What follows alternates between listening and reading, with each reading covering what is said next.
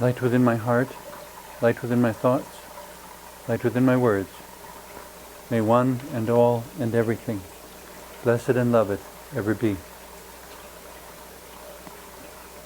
Welcome. I am Sister Hu. I use lots of symbols and metaphors and quotes from all sorts of things that I read and movies I've seen in the work that I do with people.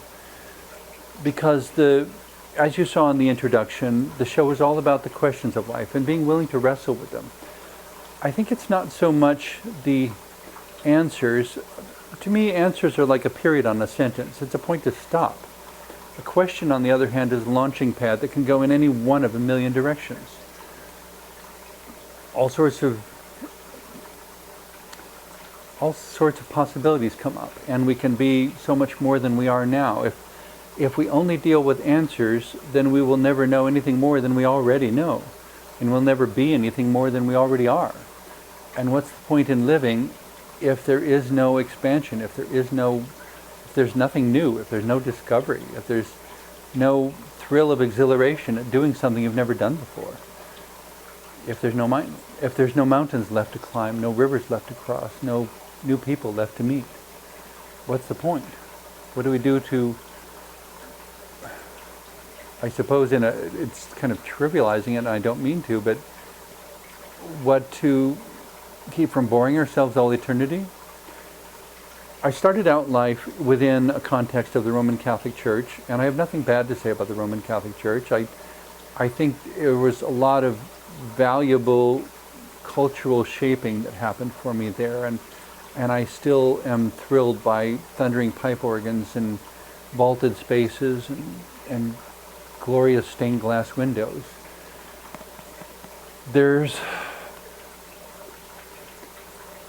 It brought a sense of reverence that I think remains very important to me. My spiritual path didn't end there, however. It branched off, and so over time I experienced basic Protestant Christianity, Pentecostal Protestant Christianity, the charismatic renewal within the Roman Catholic Church. Then I met some pagans, and pagans or neo-pagans, depending on how you use the term, people who basically approach spirituality through nature. Then I met Buddhists and Hindus and various others who practiced various Asian and Eastern religions. It seemed to me that they were, I guess because somehow I always found differences fascinating, it didn't occur to me to see them as wrong or threatening, and all the ideologies seemed somehow limited and inadequate, because there were always questions that the answers couldn't answer, because I kept finding more and more questions. And then I got into New Age religion and kind of looked at life from that perspective, and then I wound up going to theological school, and after 2.5 years they handed me I jokingly say, they handed me a master's in theological studies degree and said, go away. They didn't actually say that, but it was kind of the sense of being free of all my difficult questions and such. And I wondered, what am I? because everyone was always concerned about the categorization. Are you Christian? Are you pagan? Are you Baptist or Catholic or Hindu or Buddhist, or what are you? And at one point in time, I think I was telling people that I'm a high church Unitarian pagan Christian, which, if you're familiar with the terms, they're all contradictory. But after theological school, I basically came back to saying, I think I'm an eclectic mystic. There's something that's human, there's something that's divine, and the two should be in good relationship. But I don't know how to define God other than to say God is the embodiment of highest wisdom and greatest love.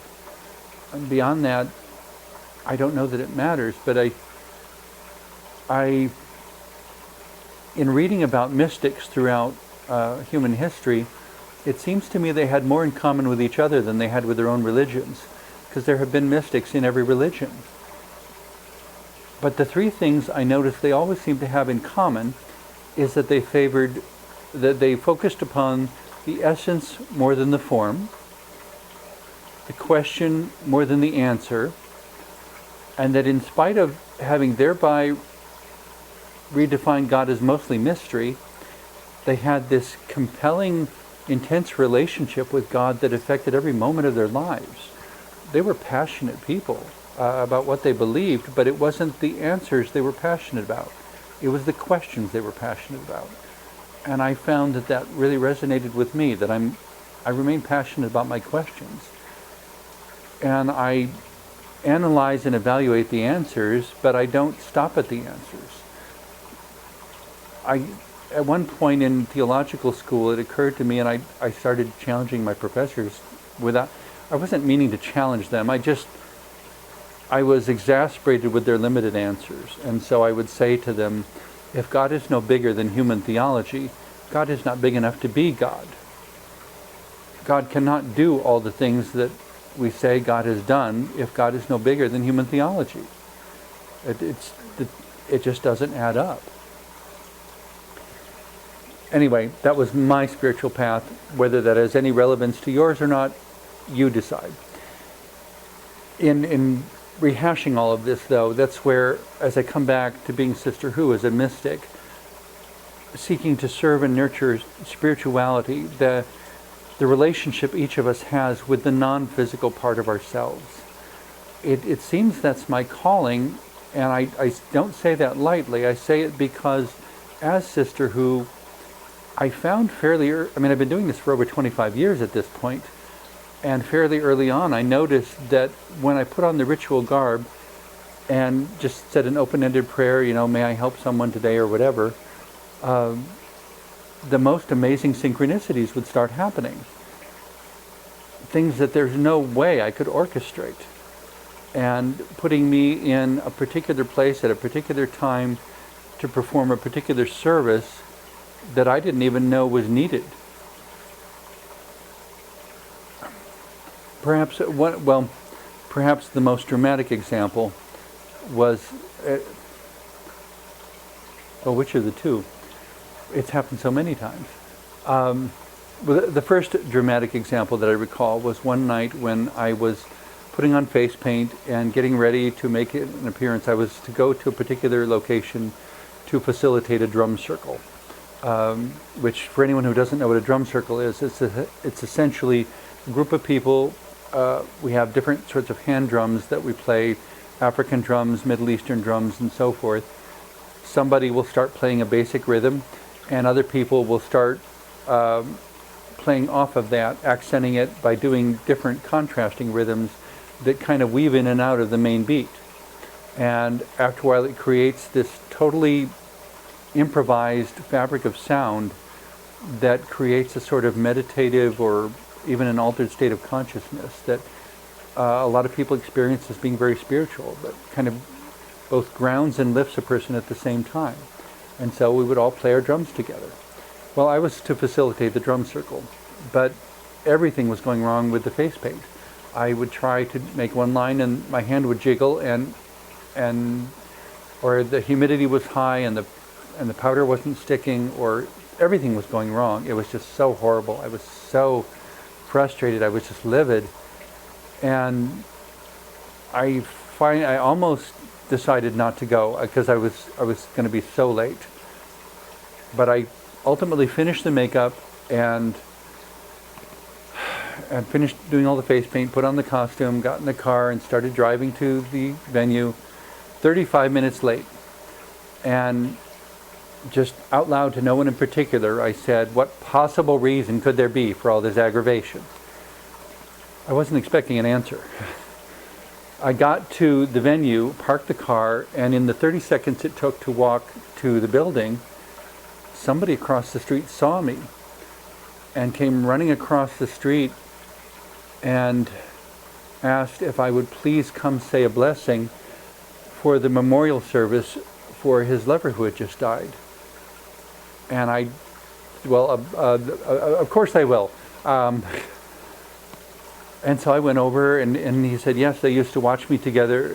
He recognized me from my television show because I've been on public access TV so long. And he and his lover used to watch me on television, and his lover just died. And would I please come say a blessing? And so I said a blessing and offered what comfort I could. And there's no way that would have happened if I had been on time. On time, whatever on time means. I was on time for when I was supposed to arrive there. I was not on time for starting the drumming circle, but I was on time for when I was supposed to be there. A number of years later, in 2009, I got in the habit no pun intended, that just happened. The Pope visited Colorado, and I'm not really an adversarial sort of person, but I would have loved to have a dialogue, but I wasn't noteworthy enough for the Pope to have a conversation with me. But I was trying to decide what to do to answer this papal visit, because the Pope was so, the Pope at that time, not the current Pope, was so neglectful in dealing with marginalized populations, especially gay and lesbian people. And I just felt so awful that these people are being ostracized and shunned by this person who's supposed to be the spiritual father of the world. And I didn't know what to do that would be effective. And so ultimately I chose to do a pilgrimage to the Mount of the Holy Cross, the particular mountain in Colorado that used to have, until it eroded away, a couple crevasses on the front where essentially one was horizontal, one was vertical. And in the springtime, as the snow started to melt, the snow in the deeper areas melted last, and it would look like a big giant white cross on the side of the mountain. And so for quite a number of years, there were pilgrimages where hundreds, if not thousands of people would trek up the mountain to kneel and pray in front of this giant cross on the side of the mountain. Because they had to be across from where the cross was, though, the pilgrimage actually went to the top of Notch Mountain. And there's a little shelter built up there so that in case someone got caught up there and a storm moved in or something, they'd have some place to go. So we went to the top of Notch Mountain as Sister Who's demonstration, if you will, response to the papal visit, that this pilgrimage in full ritual garb is being done in honor of all the people who are being neglected, that somebody has to bear these people in prayer to some place and bring them before God and say, help these people. They need to be loved, they need to be nurtured just as much as anyone else. So I made a pilgrimage to the Mount of the Holy Cross. Following that, someone said, well, why don't you start climbing all the 14ers in Colorado? Which, for those who don't live in Colorado, a 14er is a mountain that reaches higher than 14,000 feet. I think I once heard Colorado referred to as the roof of North America because it has more 14ers than any other part of North America. There's 54 peaks in Colorado that reach above 14,000 feet. So I began climbing 14,000-foot mountains in full ritual garb as Sister Who.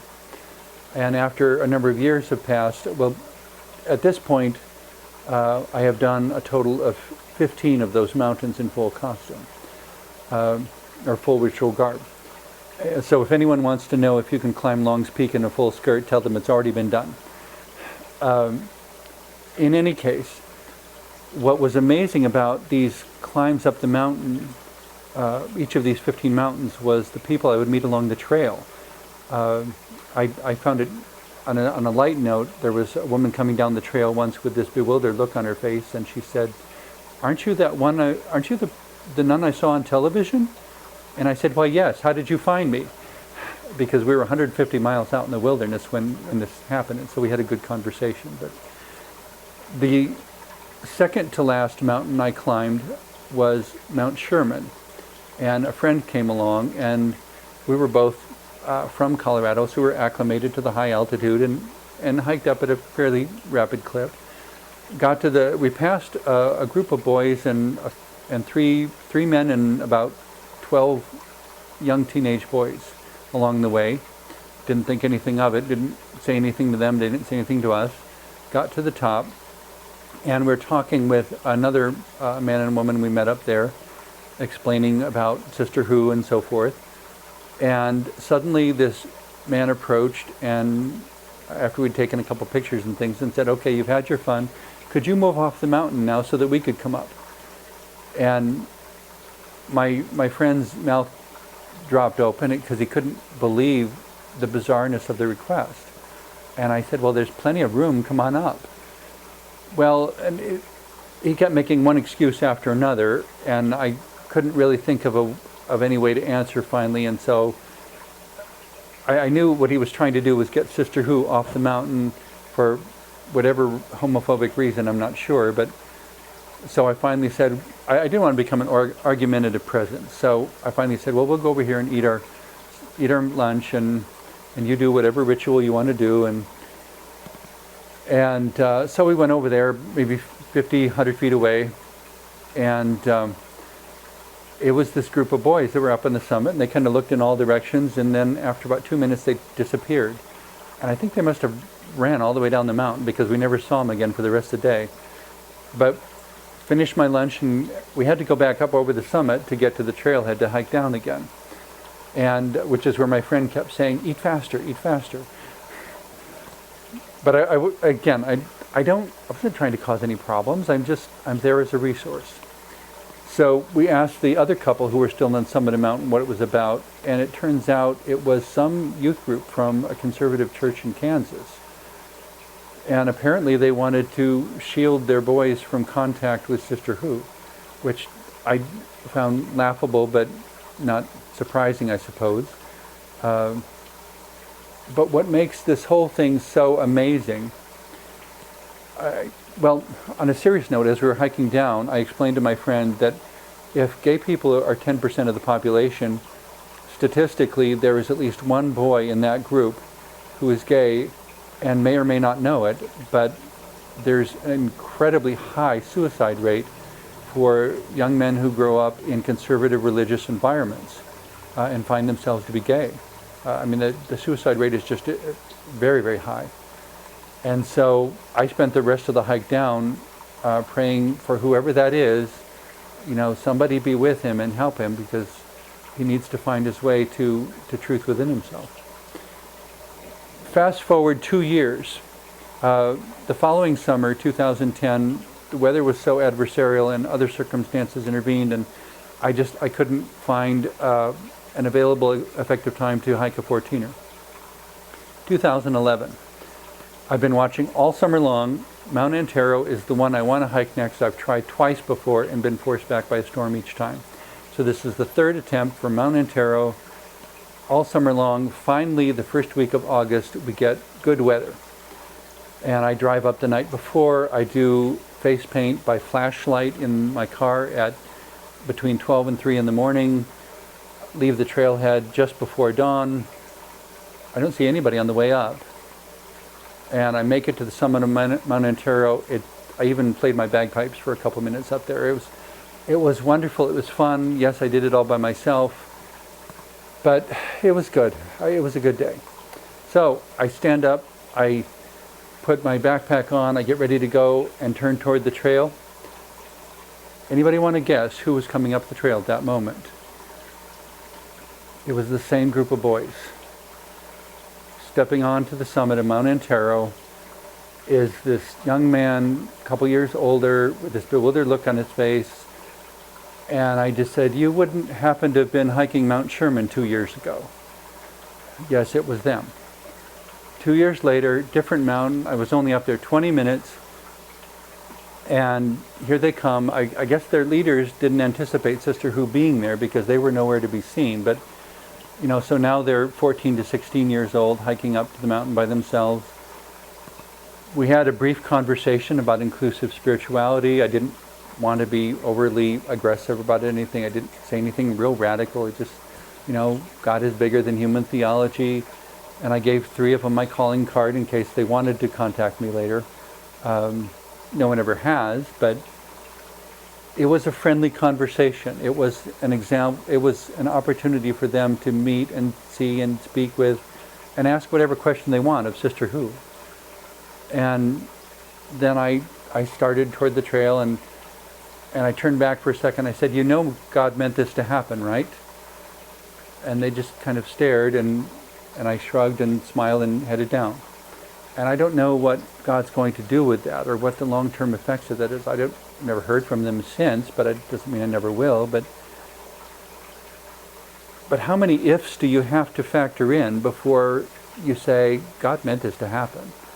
I mean, a 20-minute window, a different mountain, 2 years later, them coming from Kansas, me coming from Colorado. I mean, with 54 mountains to pick from, it's just the odds of us ever seeing each other again, much less seeing each other within a 20-minute window on the same mountain 2 years later. God meant that to happen. I don't know why. That's where I look at those sorts of experiences, and I have to humbly say, I think this is a divine calling. And I think I have a responsibility to be respectful, to be intelligent, to be prepared, to be loving, to do whatever good I can, and as much as possible to do no harm. But it's about growing, and it makes sense that every religious form that humanity has created is kind of like the shell of a crustacean. It can only get so big, and then it has to split the shell and crawl out if it wants to grow any bigger. If you put something in a container that will not expand, and it reaches the full size of that, it squishes it and restrains it and strangles it. I mean, it's the same way you wouldn't put an iron ring around the trunk of a tree. The trunk of the tree needs to expand beyond the ring, and unless you cut the ring, it can't. At some point, human theology that was written hundreds or thousands of years ago has got to have some flex points, or growth can't happen, and death is the only alternative. The ideal, I guess, I don't have any specific argument against institutionalized religion, but I think the thing we have to remember about institutionalized religion is that it's the standard one-size-fits-all answer. It's society's attempts to manage the spiritual component in each person. But we all have different sized feet, we all have different sized bodies, we all need different sized clothes and different sized shoes. A one-size-fits-all answer ultimately doesn't really fit anyone all that well. Everything has to be custom fit, especially when it comes to spirituality. The challenge to institutionalized religion is that it returned to nurturing spirituality. We need to use our religions to nurture our relationship with God, instead of using our relationship with God to nurture our religions. Because the religions are the more finite of the two, the more limited, the more inadequate for all the future questions that we haven't even figured out yet. Every time we find a new answer, we find more questions. And we can't run from our questions without running from our very own life, from our very own spirit, our own soul, our own growth. We have to embrace the mystery if we want to become more than the deplorable circumstances we're already experiencing.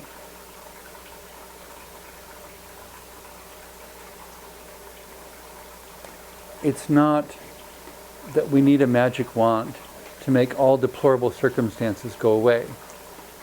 It's that we need the commitment within ourselves to develop the love and to teach the practices of love and to teach the practices of wisdom, so that as the problems today become different problems tomorrow, there remains no problem that is insurmountable, because as the mountain of human problems rises higher, so too does humanity itself, that we can continue to climb as fast as the mountain of problems climbs, and keep pace with the challenges that come at us, and find as we climb that we are more than we have ever been, that we know more, that we love more, that we understand more than we have ever been, that we have become more, that we don't have to be just a shell, no bigger than what we were so long in the past. As Sister Hu, I guess it was more intuitively creative than cognitively, because it wasn't that I decided I would ever look this way. It was like the vine on my cheek, something that grows, something that puts forth leaves, something that has a peacefulness about it. And yet every time I paint that vine on my cheek to symbolize peace and growth and life and the various ways that we reach out, that the stem is pointed toward my lips, that my words and the things I say and share within these shows, it is my earnest prayer, will be things that produce growth and life and peace within and all who hear them. That if there is something you've been struggling with, maybe something I said in this show will allow you to put the pieces together of your own personal jigsaw puzzle, and you will finally see a completed picture of yourself that was somehow elusive and mysterious to this point. Even if you do, I pray that you recognize that there are no edge pieces, that we can continue to add more pieces to the edges of ourselves. We can learn more languages, interpret more symbols, become bigger people than we've ever been, have more to give to those around us, more ways that we can help those around us as well.